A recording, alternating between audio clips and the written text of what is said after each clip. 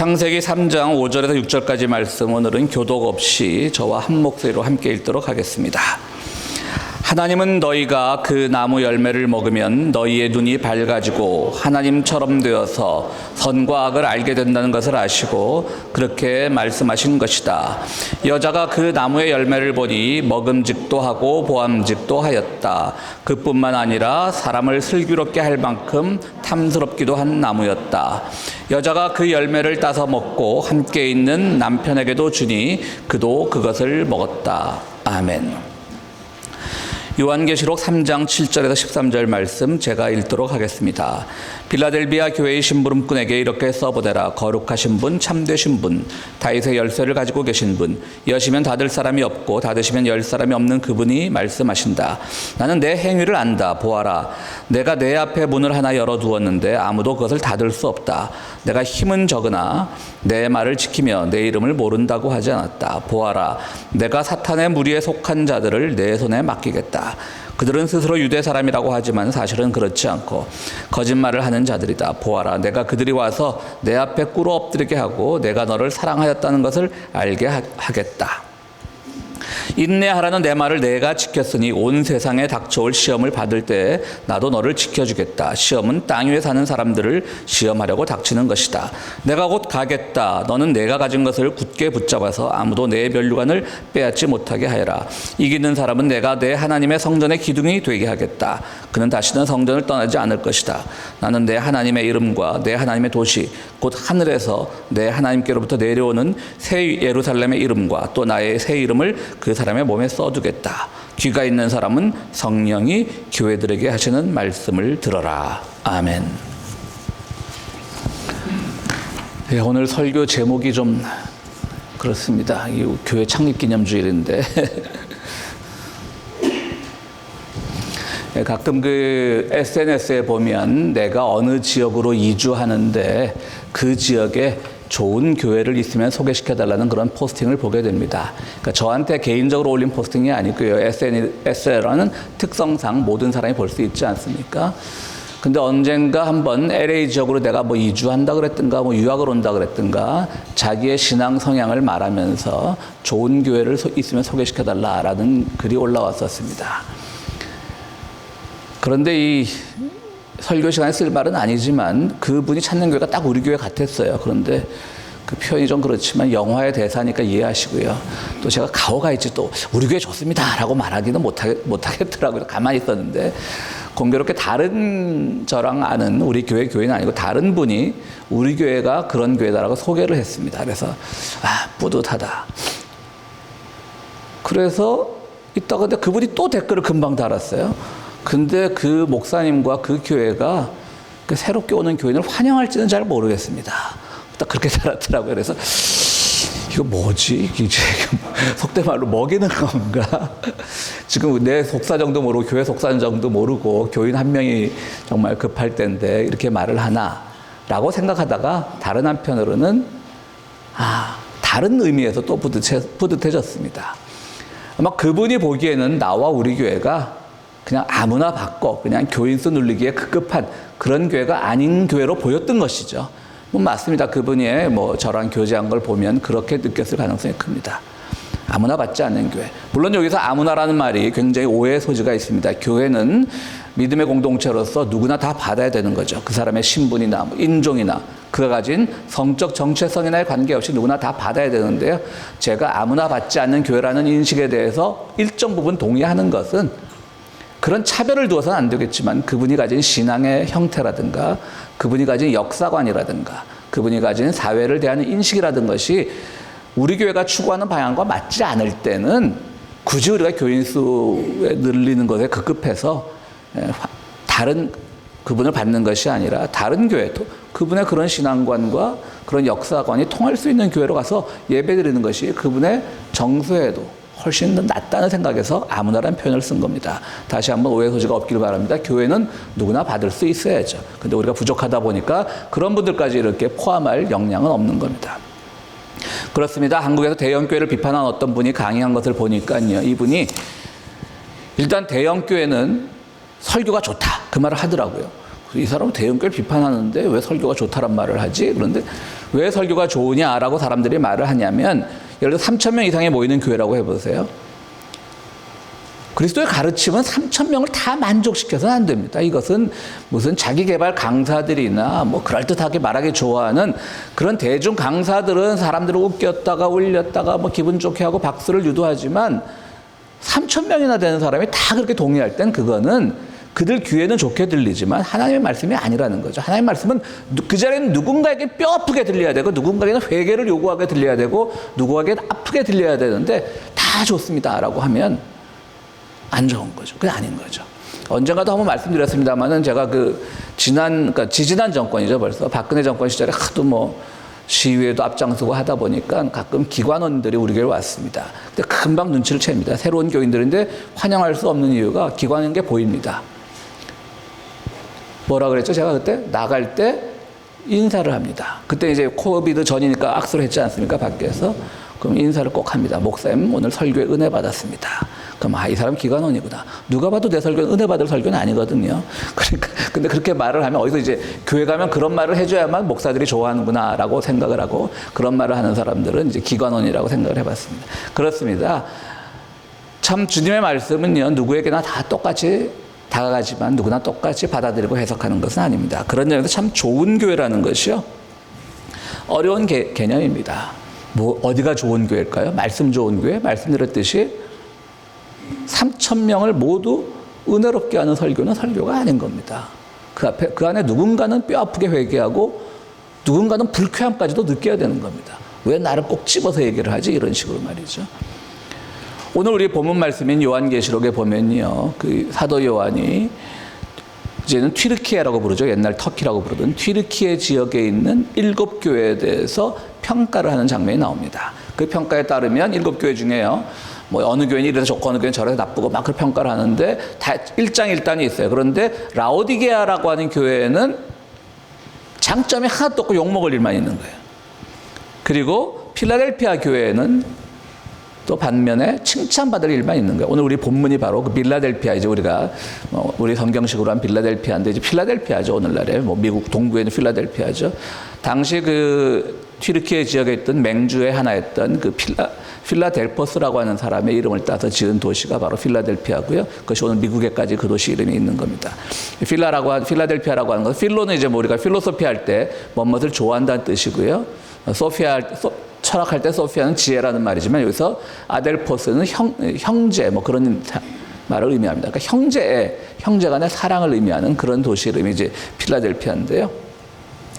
그 필라델피아 교회는 정말 단점이 하나도 없는 거예요. 좋은 점만 있는 거예요. 그래서 막 사도 요한이 아주 그냥 오늘 본 여러분 보시면 알겠지만 계속해서 칭찬을 하는 겁니다.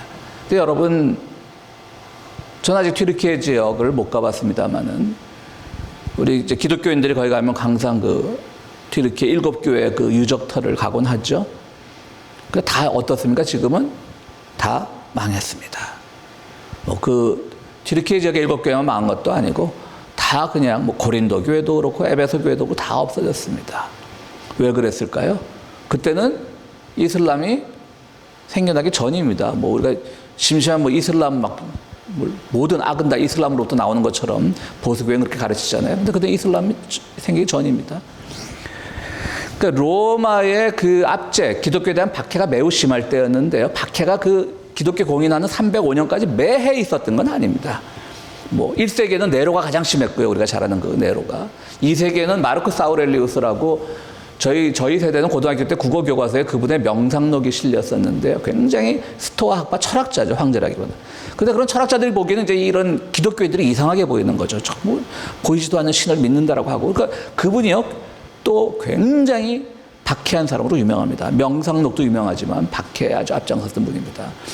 그런데 3세기에서 조금 풀리니까 교회가 막 성장하기 시작했어요. 그런데 또 이 3세기 말에 컨스탄틴 황제가 기독교를 공인하기 한 몇십 년 전까지만 해도 엄청나게 그야말로 네로의 더 이상 가는 엄청난 박해가 있었습니다. 그때 교회들이 다 없어졌던 거죠. 그럼 저는 이런 생각을 해봤습니다. 그들은 끝까지 긴장하고 교회를 세우고 그들의 이름을 날린 것은 좋았지만 여전히 시대는 로마가 지배하는 시대고 그 시대를 살아가면서 교회들이 너무 우리 교회 좋은 교회, 우리 필라델피아 교회는 사도 요한의 그 글을 보니까 우리에서 칭찬만 있어. 막 이런 생각을 하다 보니까 망한 거죠. 너무 우리 교회만 따진 것은 아닐까. 내 교회, 좋은 교회, 우리 교회. 이런 것들이 결국 그들을 더 큰 박해로 불러일으키고 박해를 그리고 또 망하게 된 것이 아닌가 그런 생각을 해봤습니다. 그렇습니다. 참 교회가 유명한 교회고 또 사람들이 많고 그래서 그 안에서 많은 사람들이 교제를 나눌 수 있다면 그것을 탓할 사람은 없겠죠. 그러나 그것 때문에 그것이 배타적이 되고 그것이 누군가를 배척하고 듣기 좋은 사람들에게 듣기 좋은 말만 하기 위해서 오히려 차별의 언어를 양산하지 않습니까? 누구는 게이야. 우리 교회는 안 돼. 그러면 아무래도 수적으로는 이성애자들이 많으니까 이성애자는 다 듣기 좋겠죠. 역시 성소수자는 하나님의 징벌의 대상이야. 이렇게 되겠죠. 이게 교회가 아니죠. 누구는 빨갱이야. 지금 우리가 자유대안을 지켜야 말이지. 그러니까 그런 사람들한테 교회가 많이 늘어나겠죠. 그런 교회는 좋은 교회라고 할 수 없는 겁니다. 그럼 좋은 교회는 뭘까를 오늘 한번 고민해 보자는 거죠. 좋은 교회는 없다라고 해도 과연 없을까라는 생각을 해보자는 겁니다. 오늘 우리가 함께 읽었던 용서와 확신의 말씀은 창세기 3장에 있는 말씀입니다. 선악과를 따먹고 이제 아담과 하와가 결국은 에덴 동산에 쫓겨나지 않습니까? 그런데 여러분 이건 알아셔야 돼요. 분명히 선악과를 먹었죠 그때. 그렇기 때문에 남자들 목젖을 아담스 애플이라고도 부르기도 하고요. 그럼 뭡니까? 결론은 에덴 동산에서 쫓겨났지만 선악을 아는 상태에서 쫓겨난 거예요. 이제 그러면 우리 선악을 알게 되었기 때문에 아담과 하와가 에덴에서 쫓겨나서 만들어가는 세상은 아름답고 선하고 좋은 일만 있고 악한 것은 없어야 되는 세상이 되어야 되는데 과연 그렇습니까? 오늘날은 악이 득세하고 악이 더 우리에게 더 위협적이고 선하게 살면 바보 소리를 듣는 세상이지 않습니까? 왜 그렇게 됐을까요? 세상 사람들은 다 선악을 알 겁니다. 그런데 왜 선악대로 하지 않을까요? 그들은 그들을 감싸고 있는 어떤 공동체의 이익을 위해서 더 오히려 자기 개인보다는 선악의 판단을 유보하는 거죠. 나라가 바로 설 수 있도록 법적인 책임을 묻고 법적인 절차에 따라서 나쁜 짓 한 자, 악한 짓 한 자들을 재판하고 심판하는 것은 정말 선한 일이죠. 그런데 한국의 우리 고국을 보십시오. 이건 망나니의 칼이지 않습니까? 거기에는 그 사람들인들 난 그게 참 이상해요. 자기들도 창피할 텐데 저렇게 말도 안 되는 걸로 아무나 잡아놓고 그러면은. 근데 왜 그래요? 내가 속한 검찰, 내가 속한 사법부 이 이익을 위해서 내가 그래도 이래야지만 사람들이 나를 무서워하고 내가 그래도 이걸 시험을 붙기 위해서 얼마나 공부를 열심히 했는데 그 이익 때문에 자기들이 선악을 알면서도 유보하는 거예요. 어디 그것만 그렇겠습니까? 언론계도 마찬가지고요. 정치계도 마찬가지고요. 교계도 마찬가지고요. 심지어는 진보 진영이라고 속한 사람들도 마찬가지입니다. 지금은 고인이 되었지만 오랫동안 고려대학교에서 불문학을 가르치던 문학평론가 중에 황현산이란 분이 있습니다. 한 2년 전에 고인이 되셨는데요. 제가 그분의 평론을 제일 아주 좋아하는데요. 그분이 이런 글을 쓴 적이 있어요. 60년대 후반 70년대 초반에 김지하가 이제 시인 김지하가 그때만 해도 굉장히 반골 시인이었지 않습니까?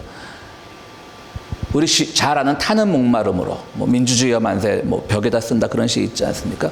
그걸 썼을 때 그게 프랑스 시인 엘리아르라고 하는 사람의 표절인 건 명확했답니다.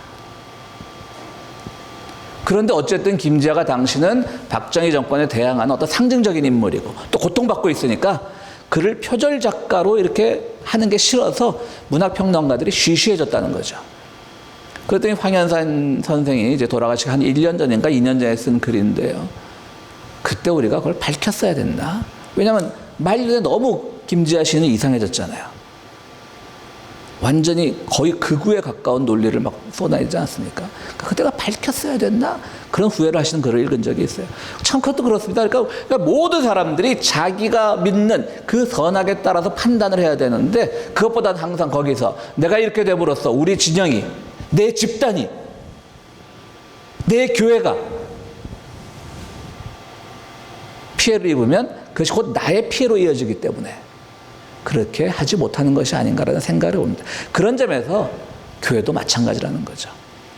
저는 우리 교회가 참 좋은 교회라고 생각하지만 그렇지만 영원히 그 좋음이 지속되리라고는 믿지 않습니다. 여러분, 우리가 잘 아는 예수님께서 말씀하신 그 선한 사마리아인의 비유를 보세요. 어떤 사람이 강도를 당했습니다. 칼을 맞고 쓰러져 갑니다.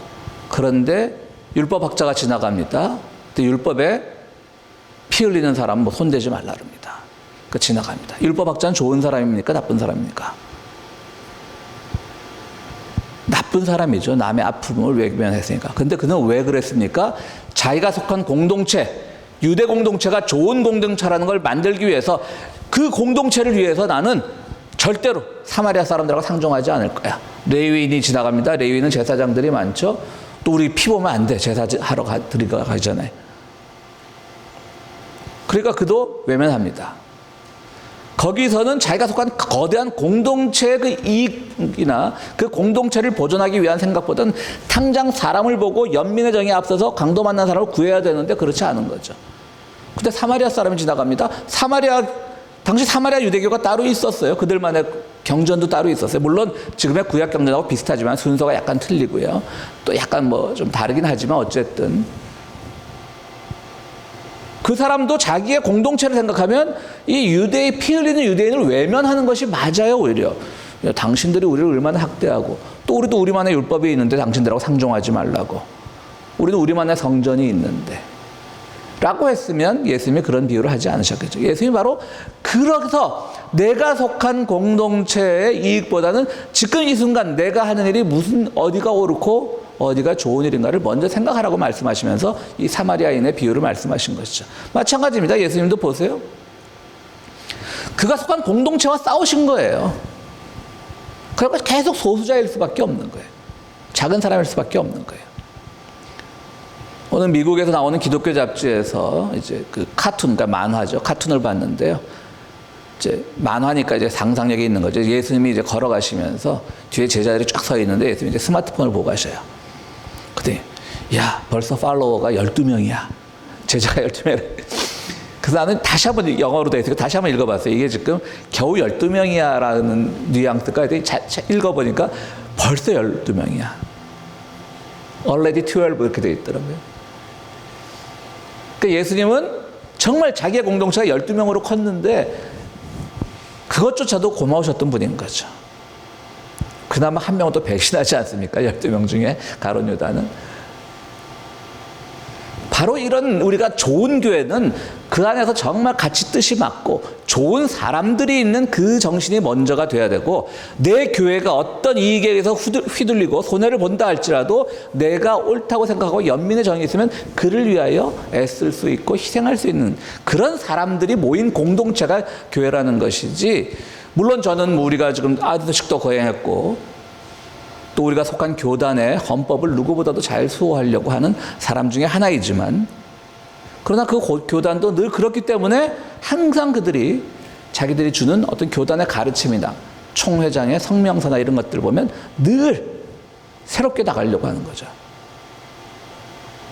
기독교는 어쨌든 유대 전통과 가까울 수밖에 없는데 항상 우리 교회가 속한 교단은 팔레스타인의 편을 들어주려고 하고, 우리 한반도의 평화를 위해서 늘 기도하려고 하고 함께 하려고 하고, 또 악덕 기업으로 소문난 기업에 대해서는 목회서시나 이런 것들을 통해서 불매운동에 가담하도록 하고,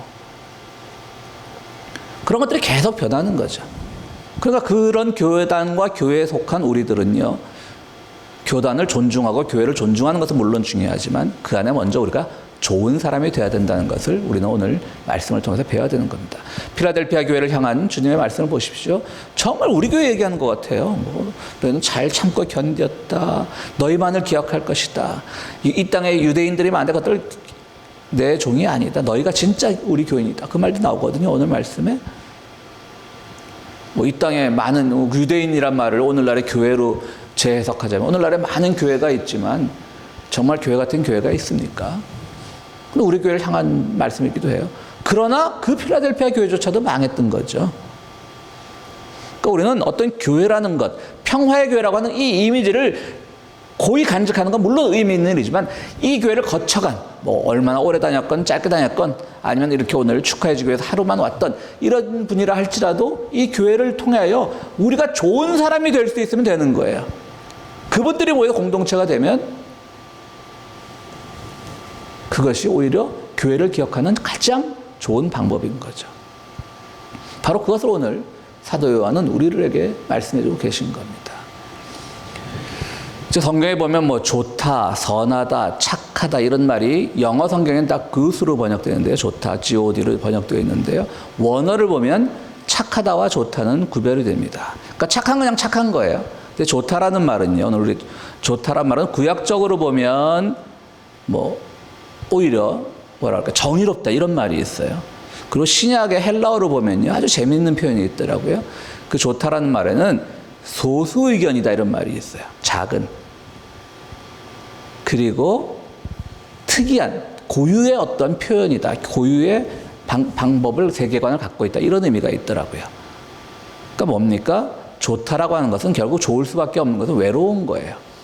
오늘 우리는 이 평화의 교회를 거쳐간 모든 분들이 정의롭고 자기들만의 시각을 가지고 그것이 오늘날 세상 사람들이 이게 성공하는 길이야, 이게 돈 많이 버는 길이야, 이게 출세하는 길이야 라고 할 때 거기에 휘둘리지 않고 소수의 길을 갈 수 있는 것, 그리고 우리 주변에 소수자들을 격려하고 소수자들에게 박수를 보내주고 그들이 힘들어할 때 함께 친구가 되어주는 것, 그것이 조언의 의미더라고요. 그러니까 여러분들 모두 좋은 교인이 되어야 되는 겁니다. 그러면 우리는 궁극적으로 이 좋은 교인을 통해서 좋은 교회가 되는 겁니다. 세상에서 어떤 좋은 교회를 찾는 것 의미 있는 일이지만 좋은 교회는 내가 듣기에 좋은 말만 하는 교회가 좋은 교회가 아니라 내가 들어서 때로는 쓰라린 말, 나에게 때로는 도전을 주는 동시에 좌절을 통해서 다시 한번 깨달을 수 있게 하는 삶을 주는 그런 교회가 바로 좋은 교회고 여러분들은 그 안에서 좋은 사람이 되는 것입니다. 그러나 좋은 건 어떤 기준이 없습니다. 항상 우리는 우리만의 고유한 정서, 우리만의 소수적인 정서를 가지고 살아가야 되는 것입니다. 그런 점에서 우리 모두는 바른 길을 고민하고 남들과 다른 소수 의견으로 고유한 태도를 가지고 나가는 것이 조언의 의미이고요. 바로 그런 공동체가 되기를 원합니다. 여러분 모두가 그런 마음을 가지면 좋은 사람이 되고요. 좋은 사람이 모인 곳이 좋은 교회가 되는 겁니다. 평화의 교회를 거쳐간 여러분들, 우리 교회를 세운 초기 구성원들은 이제 거의 다 계시지 않지만 그러나 그분들의 그 노고를 기억하면서 오늘 우리는 좋은 교회를 세우기보다는 좋은 사람이 되는 그런 훈련을 하는 공동체로 우리가 기억됐으면 좋겠습니다. 오늘 참석하신 여러분들 모두에게 좋은 사람이라고 하는 하나님의 은총과 그런 이름 지어짐이 있기를 간절히 바랍니다.